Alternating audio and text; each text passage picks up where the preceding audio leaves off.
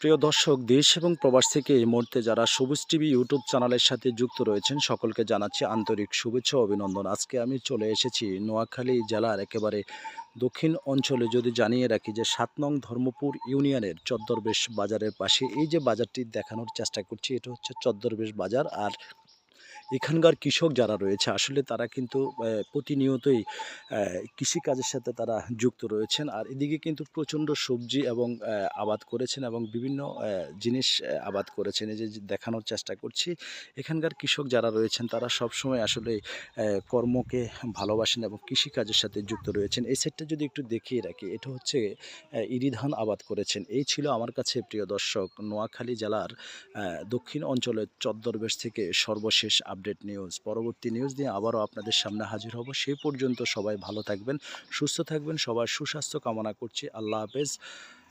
লাল সবুজের বাংলাদেশ।